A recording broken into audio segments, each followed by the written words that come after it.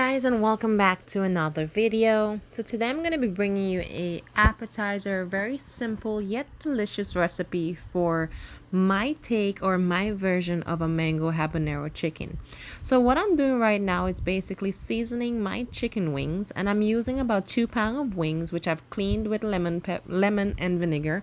I've cut them in half, so you have the drumettes and you have the little flats for those who like either or. So what I'm doing is just basically seasoning with my choice of seasoning. I'm using onion powder, garlic powder, cayenne pepper, paprika, dried thyme, chili powder, all-purpose seasoning, Maggi, black pepper, everything that you probably would use on a regular basis to season your chicken. That's what I'm going to be using for mine. So what you want to do is basically season up your chicken fully and then rub your chicken completely, and I'm using one of my all-purpose seasoning, guys, so I put that on everything. That's like Frank's Red Hot sauce. I put that on everything. So I'm gonna go ahead and just have this marinate here overnight.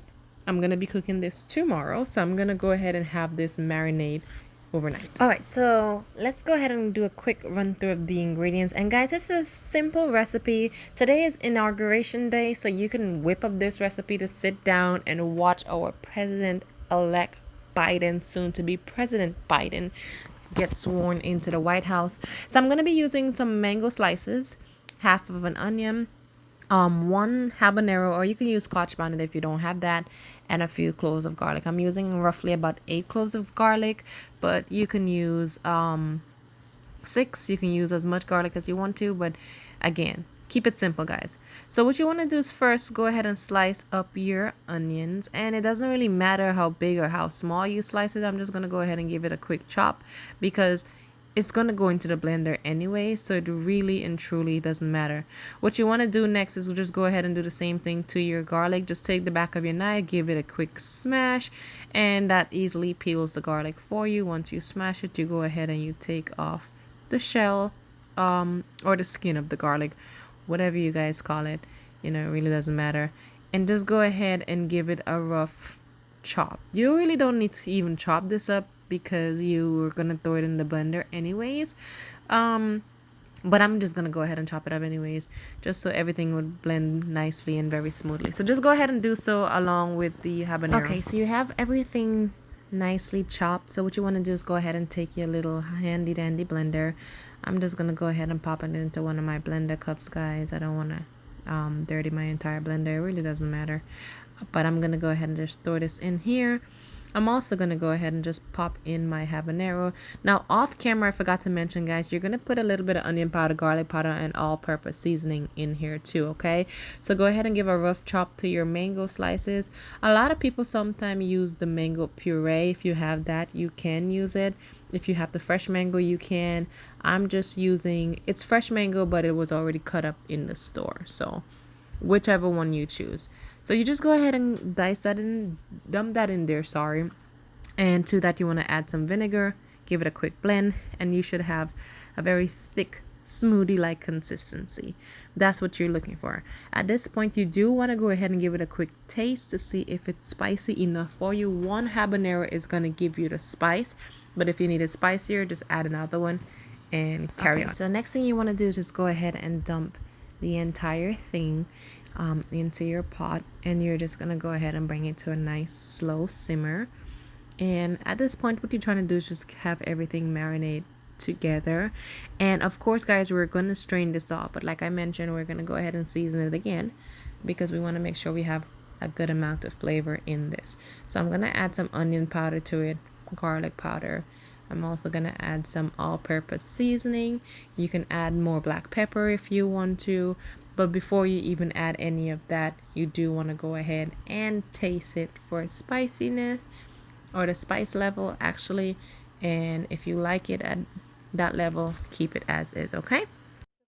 Alright, so now what you want to do is go ahead and start preparing your chicken for frying. So my chicken has marinated for well over 10 hours. If you don't have that much time, guys, 30 minutes to an hour is fine. So in a bowl, what I'm going to do, I'm not using flour for my chicken today, guys. I am going to be using potato starch. So here I have about a cup of potato starch that is left over from a previous fried chicken video that I did. So I'm gonna just go ahead and add my potato starch to my bowl. Don't mind the mess, I apologize, but whatever.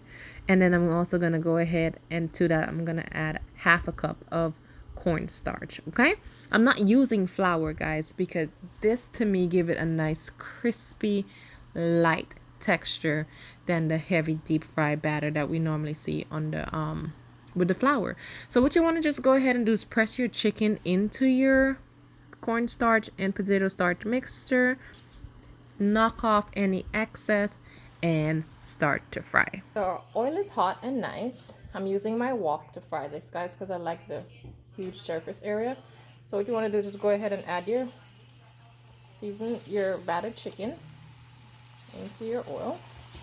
And like I said, this is going to make it very crispy, guys. Very, very crispy. Alright. And the secret about frying chicken and letting it have a nice golden crust is just to batter it, let it sit for a little while so the batter can soak in. And then as soon as you put it into the frying oil, do not touch it. So we'll let these go for a little while.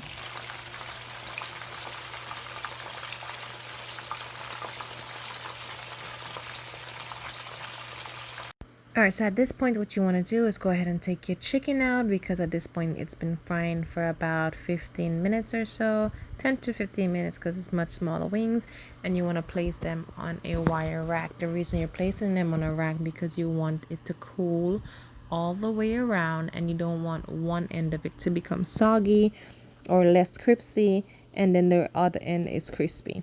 So I'm gonna go ahead and just basically put these out here and then do some more frying.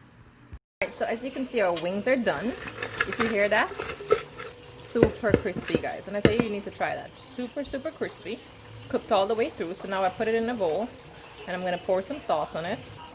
So just go ahead and pour some of the sauce. I went ahead and strain the sauce, guys, so that way it's a little bit more smoother and it's not so thick. So just go ahead and toss it around. Give it a quick flip. And let me plate it up for you. Alright, there you have it, guys. Alright, so here you guys have it, my take on a mango habanero chicken. I do hope that you guys try this recipe and I hope you like it. If you like it or you try it, just leave me a comment, let me know. And until next time, thanks so much for joining me again, guys, and thank you so much for being my A1s from day one. Let me know what else you want to see, but until next time, do stay blessed.